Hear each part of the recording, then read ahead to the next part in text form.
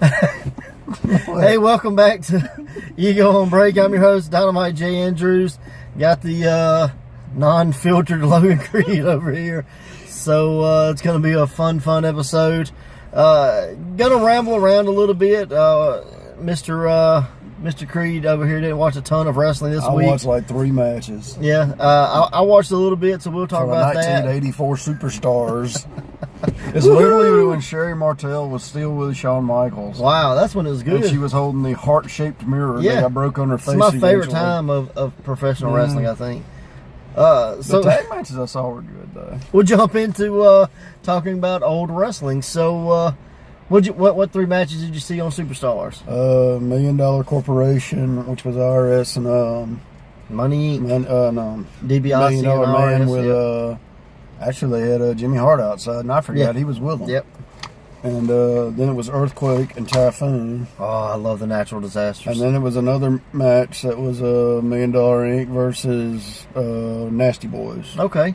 So got kind of I think I'll say a technical match with Earthquake and Typhoon, but more technical than the Nasty Boys. Oh, for sure. For sure. The Nasty Boys are not known for their techniques in wrestling. They're known for like brawling and being nasty. Well, technically, so were the natural disasters, but hey, I forgot how much Earthquake did. Dude, Earthquake. Because like Earthquake did all the work in the match. Like Typhoon didn't do jack. Like it's really. And I don't cool, think he really did jack. You know what I mean? Yeah. So, like I'm a super fan of the natural disasters, and I went back and watched a lot of stuff on them and like dug into how they formed and all that stuff. Because I was always under the assumption that, the natural disasters came first, and then Tugboat came. No, Tugboat but it was first. Right. Tugboat was actually first. Tugboat was Hogan's buddy. Yeah, that was his friend, and then like a fat version of Popeye. Well, that was literally like what it was supposed to be. Well, Tugboat was supposed to turn on Hogan. Yeah, and be Iraqi chic Tugboat. Yeah, and then they're like, hey, we got Sergeant Slaughter. This will probably work a hell of a lot better. Which it did, but hell, it almost got Slaughter killed. Yeah. Yeah, that dude had death threats because he burned a Hogan shirt, and everybody's like, he burned an American flag. No, he burned a Hogan shirt. Yep. But Earthquake, he actually graduated from Louisiana State University. Really? Yeah. So that's the tiger that he had, the tattoo. Cook crawdads and stuff like that. Yeah. Gotcha. But he was a wrestler. Really? Yeah, and then after he left there, he went to Japan and competed in sumo wrestling. Yeah, I knew that. I always thought that was some BS that WWE came back with. But it wasn't. And then I found out later on, like, no, this guy went through the hard training. That's some of the hardest training you'll ever go through. But they said he was a heck of an athlete for a huge There's matches man. out there of him on YouTube as a Yokozuna. Yeah. I've only seen like 2. And dude was bald at like 18 or something. Yeah, they said he looked 40 when he was like 15 or something. Because it was just his hairline. Yeah, and just the way he was shaped. No, I don't know anything about hairlines. That's why you covered it with a hat. Yeah.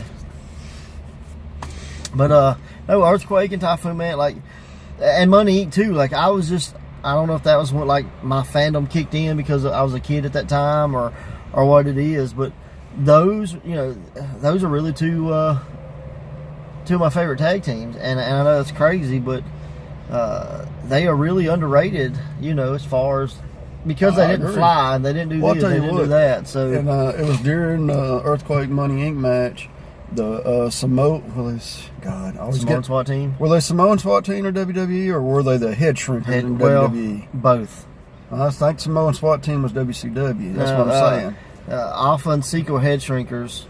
No, those are the Samoans and then head. Yeah, okay. This was the one that had Fatu. This was Fatu before he was Rikishi. Yeah, it's head shrinkers. Yeah, okay. Or maybe, I'm saying there was so many names I can't keep up with. I don't either. But I remember WCW.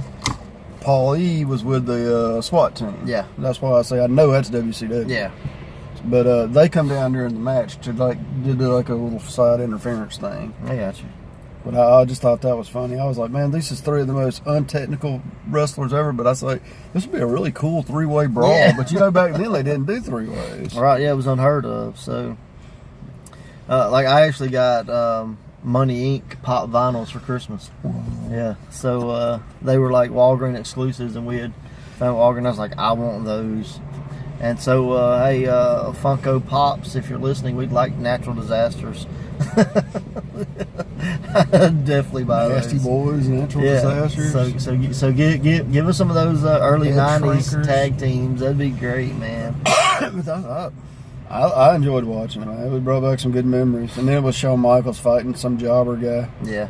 God, there was one other match. I'm trying to remember who it was. But he fought Barry Horowitz. I was like, oh my God. It was Big Boss Man. Was it Big That's Boss who Man? it was. Yeah, and I mean, that match ain't 3 minutes long. Speaking of Big Boss Man, this is funny. I was listening to a podcast. Shout out to New Generation Project podcast. But they were talking about when Nails came in to attack Boss Man. Yeah, I remember and the debut of Nails. And the one guy he never watched it growing up. Oh, he never saw the beat down he took? Right, he went That was a back and bad watched beat it. down too. So he watches and he was like, well, were there plans to make Nails the babyface? Don't think about it. You know, when Boss Man first came in, he was a crooked Yeah, he was a heel. prison guard. Yeah, he beat the hell out of people after he handcuffed them. Right. And, you know, and the thing is, he did that to prisoners. So Supposedly. the theory that Nails could have been a babyface coming back for revenge on the heel Boss Man who mistreated him and abused him while in prison, I never thought about that because I was a kid. It's possible, but But, Nails wasn't in prison because he was delivering Valentine's Day presents. Well, their thing was what you know, there's different crimes you could go to jail with that are not necessarily these violent crimes. You know, like what if Nail was picked up some money or something and didn't know whose it was and got wrongly convicted, because there was a story going around in England where this lady picked up a $10 bill in a restaurant and took it. And then 3 weeks later, she got arrested for stealing the money. And that's what they were talking about. And obviously they used $10 bill, but it was the thing, she had found some money on the floor in the restaurant or whatever, picked it up, and then a couple days later, the police were knocking at her door.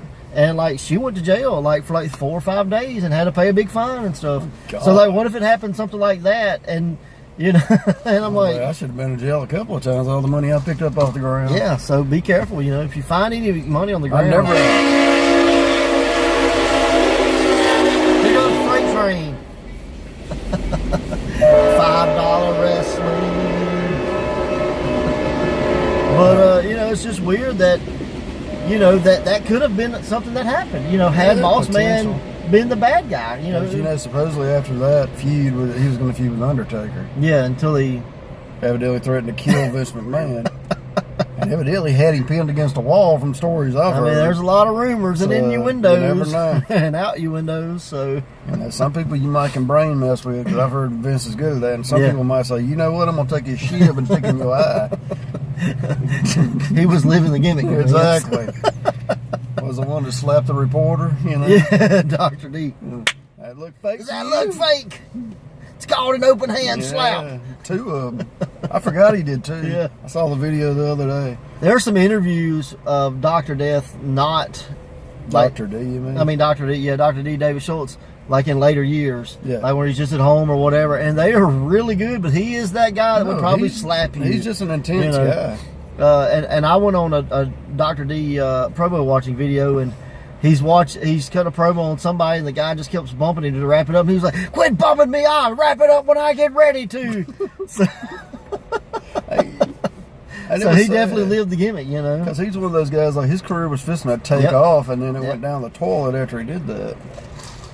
And it was one of those decisions, it's either going to make me or break me, And I think it kind of made him and brayed him at the same time. But yeah, you're not going to watch Dr. D's promos and be like, this is the best promo ever. No, but you'll definitely be entertained. I promise you'll be entertained. I've seen lately, man. Oh, they are so good. But, look, women wrestling. Let's talk women wrestling just for a second. Women of Wrestling, they just had a debut show on Axis. Okay. Super good show. I like it. If you're a fan of women's wrestling, even though this is kind of brought to you by the people that made Glow. I like Glow. Glow got campy after a while. I know, but that's kind of what it was supposed to be. Well, no. Technically, it wasn't. It didn't become really campy until after the guy sold it. That's what I'm saying. Yeah. But the original idea was not the campy kind of hee-haw version. Well, what do you remember? Not the campy hee-haw. Okay, there you go. But But anyway, it's really, really good. The most glow thing about it to me was some of the names. You got Fire, you got Dagger, you got Beast, you got Tempest, then you have Tessa Blanchard, and but then you just have these little random like names, and like so it's kind of like Glacier, Mortis, and Dean Malenko. Yeah. I gotcha. But there is a lot of like female talent that you may have heard of. Kiara Hogan's on there. Yeah. That's Fire. I've met her in Rifter matches. Yeah. Barbie Hayden from Texas. She's on there. She's like the governor's daughter, and she's got a whole nother name or something. But it's a super good show. Highly, highly produced, like as far as production value. Really good lighting, really good, like... Is it at a casino? I have no idea. Okay. That's where Glow was held out of, a casino. That's right. what I was asking. They did, instead of doing like backstage vignettes and stuff, and I think there was going to be some of those coming, they did more like profiles on the people and let you know who they were and why they were doing it and these kind of things. But high quality product. Like, I was super impressed, and I definitely look forward to watching more. The main event was Beast. No, not Beast. Jungle Girl taking on Santana Garrett, and it was not a bad match. And then Tessa Blanchard, she came out and like had the champions, Santana Garrett, she's the champion, had her dad like, I'll kill him or whatever, and kind of interfered with the match or whatever. But it was a super good episode, and I definitely look forward to watching more. So check that out, and if you got a favorite women's match or a favorite match from that episode, if you saw it, let us know. Put it in the comments and that kind of thing. But what's your favorite? You got some women that you like to watch? I know you're not a huge women's wrestling fan. It ain't that. It's just a lot of them that I liked are gone now. Like, I liked ODB. I loved watching her. Right. I loved watching Carver. That was two of my favorite. And basically, both of them are kind of in, out. Yep. That was one of the reasons I liked Glow, because Karma, or Awesome Kong, was actually in Glow. And I thought that was really cool. She was the welfare queen. She really is. I ain't lying. Hey guys, like, can I borrow $5? Like, Her totally. gimmick was like, I take advantage of the system. Like, she's wearing fur coats to the ring and like holding up welfare money. I dig it, man. Hilarious. I mean, it's it was a gimmick, Yeah, but it's what you see in real life a lot of times. I didn't say all that, So, but I'm just saying and she plays it off to the T. It was great. That's awesome. I'll tell anybody, if you haven't seen Glow, go check it out on Netflix. Yeah, I heard it was really good. I haven't seen any of it. But it's not quite correct, but it's a roundabout. Hollywood's going to take their right. You're going to put your own spin on it. Like, I really like Santana Garrett. I think she's a really good worker. She's a real small girl. Yeah. Okay. She was, remembering, and you may remember in TNA when they had Samuel Shaw and they had the crazy chick. Well, she was a crazy chick. Yeah. And then I believe she may have been in the Mae Young Classic this year. She wrestled in Pearl at the baseball thing. Right. Yep. But she wrestled the girl that looks like Nia. Not Nia. Nia Jax. So she wrestled Lady Tappa? Tappa, that's her, yeah. To me, they look just alike on Lady Tappa definitely should be somewhere, On WoW, they have a girl named Eye Candy. And I believe her name is like Willow Nightingale on the indies. But she hit a awesome moonsault on RVD's girlfriend, and Katie something. She's from Wildcats down in New Orleans. That's where she broke out at. I do not remember her name, but it's Katie something. All right. But and she has a different name on there. But I really thought they were going to put her over, because she came out all glammed up and with the entourage, and they're talking about how RVD's in the crowd and all this kind of stuff. And then out of nowhere, I Candy hit this big, nice moonsault, and it was pretty. And I'm like, okay, I dig this, because I did not expect her to win. Like they were kind of putting her over, but some people you could kind of just go, okay, they're pushing her more than they're pushing her, so you know who's going to win.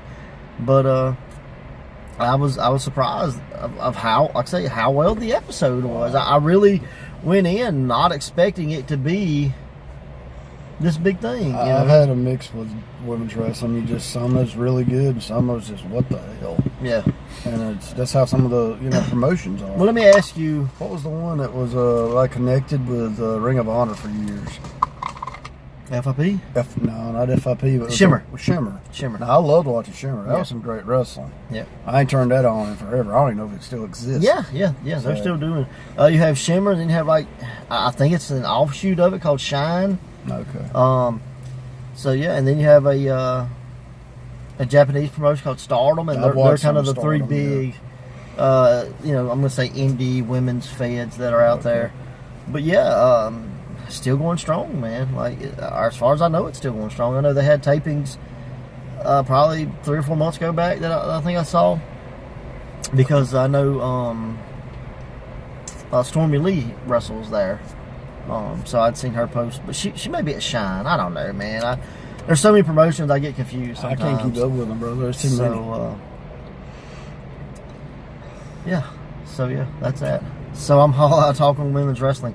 I'll tell you, we put this on our Instagram, Facebook, and Twitter page at Pro Wrestling Ego. Just check that out on all those pages. But we did Mississippi wrestling history. We did we're gonna try to do that a weekly thing on there.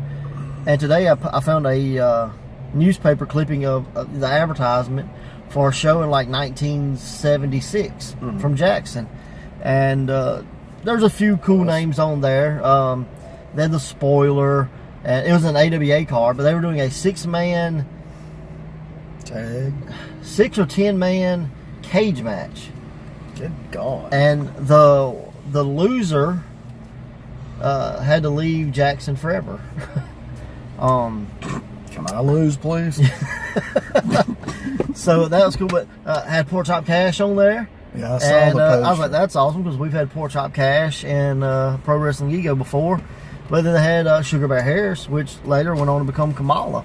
So if you're a fan of just kind of wrestling history in general, but more specifically Mississippi history, kind of follow us on Facebook and Twitter. We're going to try to make this a weekly thing. Try to put it out on every Tuesday, or at least, hope to put it out on every Tuesday. Well, it's not hard to find them. You just got to look them up. Yeah. Well, I figure for a while it's going to be pretty easy to find, but then I'm going to have to really do my work and find people. Nah, there's plenty out there, dude. So I've already found next week's. I think it's going to be really cool. But I like seeing all the people that actually started from Mississippi. Yeah, it's really a surprise. Right. That's what I want to do. Like, that's exactly what next week's is going to be. I was telling one of the guys I work with, and he was, matter of fact, we was watching Superstars episode. They had promos. It was like Kamala did a promo, High Energy did a promo. Right. And me and he was talking about it, and he goes, "What are you talking about?" I said, "Well, those two guys you just saw," I said, "they live in Mississippi." He said, "Who?" I said, "Kamala." I said, "He lives in such Mississippi." Yeah. I can't remember the name. Santopia. Yep. And I said, "Coco Beware lives up toward Kosciuszko." I said, "Dude, these I think guys." he's living in Memphis now. Oh, is he? Okay. Yeah. Well, he wrestles in Kosciuszko. How about that? He has wrestled in Kosciuszko. Yeah, I've got a picture. I'm just saying that as far as local, and then Mr. Hughes was actually on there. I was like, it was weird if those three guys were watching. And you've seen all of them perform in I've Mississippi. met every single one of them. Yeah, it's definitely a cool thing, when you get to meet those guys you grew up watching. Yeah. So, and then realize, they're just normal people.